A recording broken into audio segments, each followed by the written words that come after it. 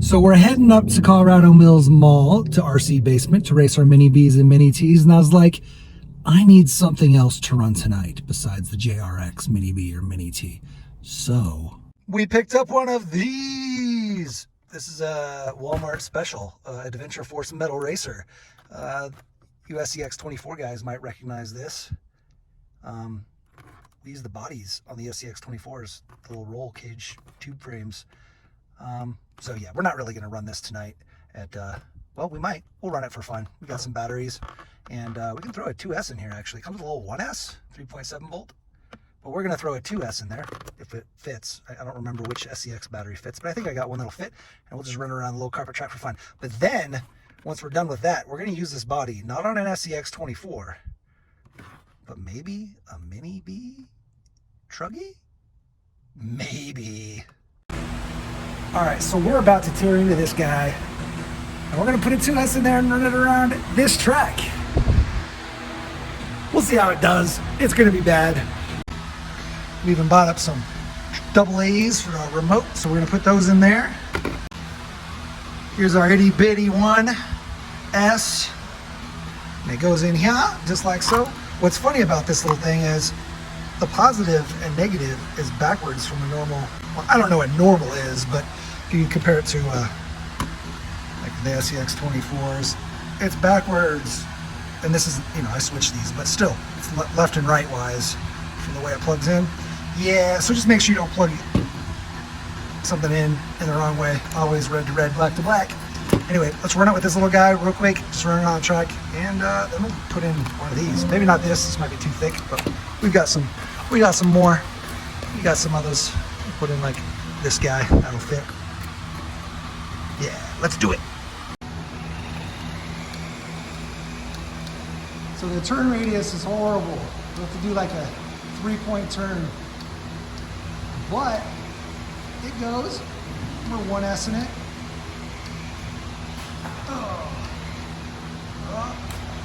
Oh, we made it.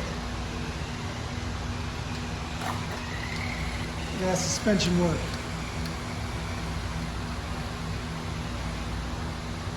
We go slow. Oh no. All right. Just kidding.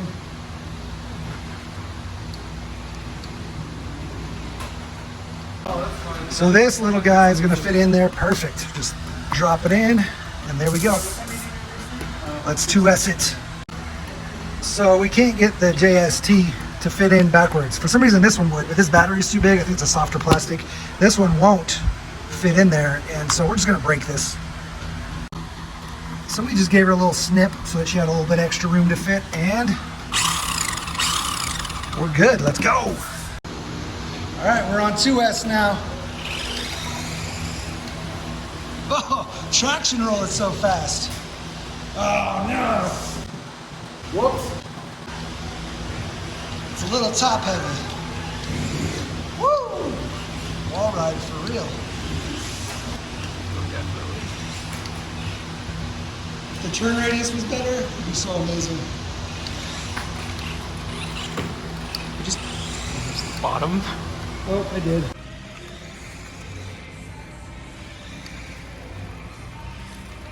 Oh, we broke the tire. We broke the tire.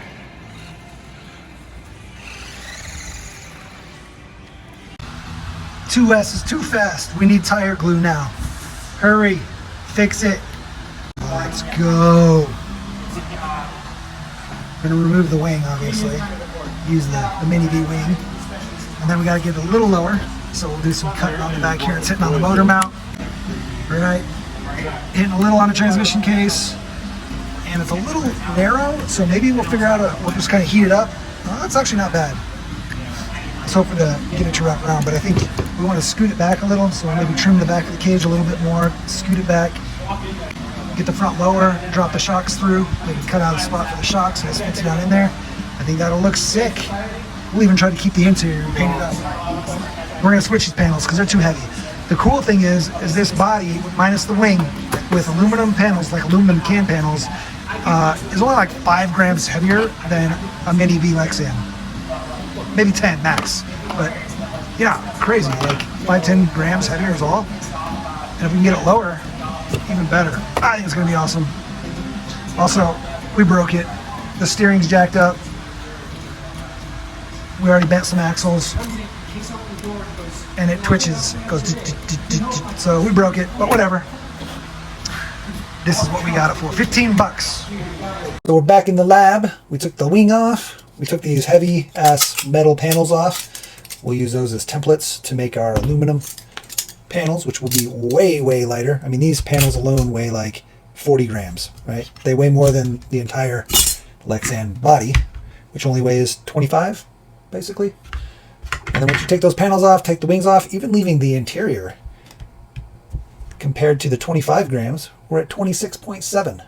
So we're only 1.7 grams. Let's just call it 2 grams. 2 grams heavier using this chassis, body, roll cage thing. So yeah, we're gonna do something like this. We'll probably scoot it back a tad. I don't know.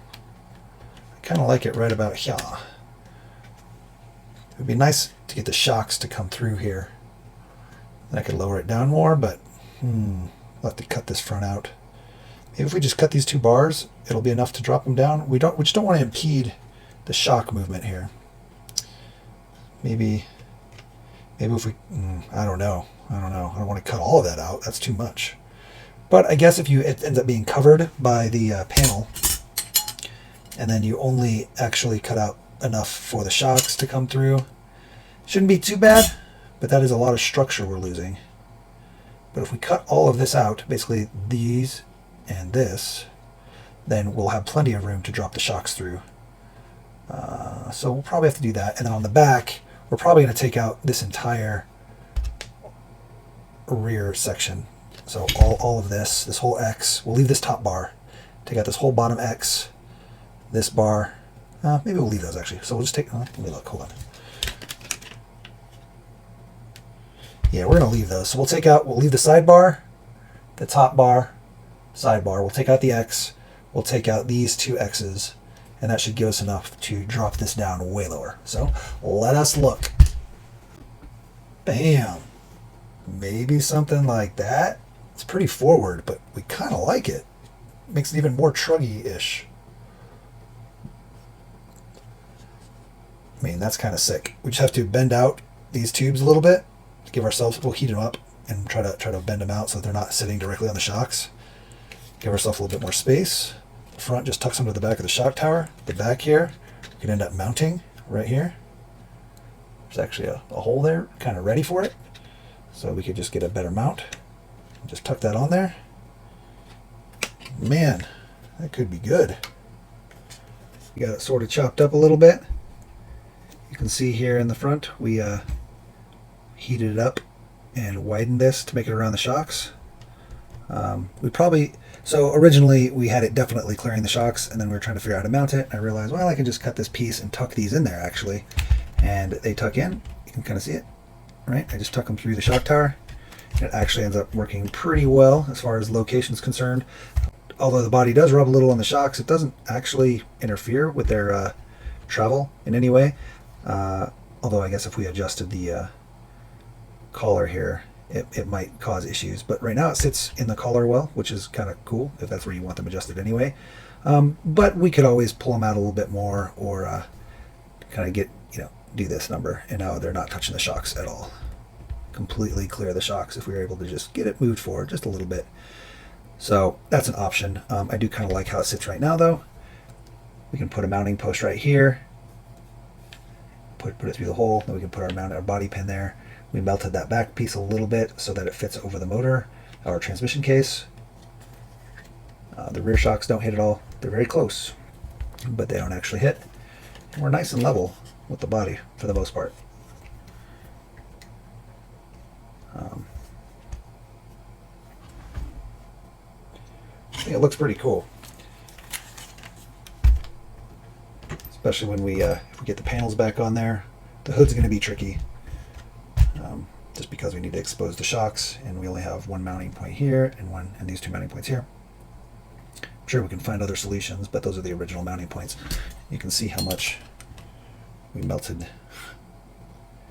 get it to come outside. So we reshaped that quite a bit.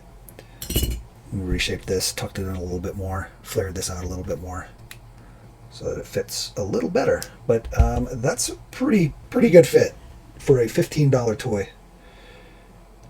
It looks mean. And imagine if we paint up the interior. And again, that's keeping the interior in there. But we got plenty of room for all of our electronics. You know, and maybe we'll just throw some Velcro on something. I don't know. Maybe our servo. Oh, there's a lot of space there. I was just thinking we could Velcro it as well. Clean this up a little bit so it's not touching at all. Scoot it forward if we want, and then Velcro it to something on the inside. I don't know if we want to do that though. Again, we're still just kind of working through it. Tell me that doesn't look mean. It's like some Mad Max Dune Buggy Truggy. Imagine with a full painted interior how cool that'll look. Get some details in there. Get the gas, fuel cell, fire extinguisher painted up red.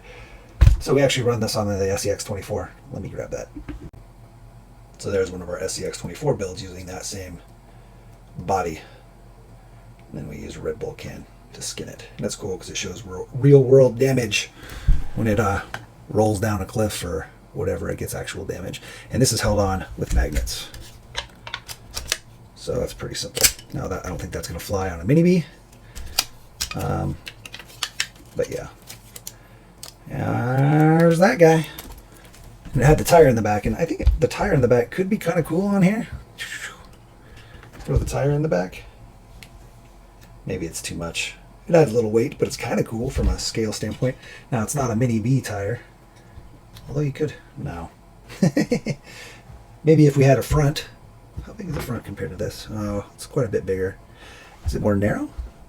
They're about the same. So I guess you could maybe tuck a front in there. Fortunately, it hits on the transmission case.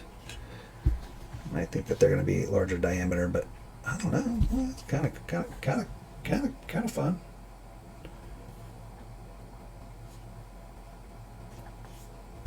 Shrug. Probably not the tire. Although I do like it.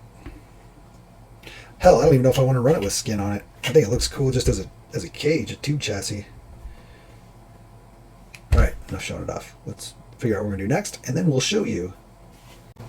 All right, guys, we're ending the video there. If you want to see the full build of that Truggy thing, we're going to put it over here. If it's not there yet, if there's not a link up there yet, that means you need to subscribe and hit the bell button, and then you'll know when it comes up. Anyway, I hope you had fun. Those little Adventure Forces or whatever, they're cheap. They're $15, but again, it's about getting creative in the hobby. It's about finding cool things to make our RCs just unique and awesome. So that's my favorite part. And I hope it inspires you to get out there and find a cool toy to make a cool RC out of. Like, subscribe, share, hit the notification bell, comment down below. Adventure Force. Let's do it. Adventure Force. All right, guys. Until next time, get out there, run your cars.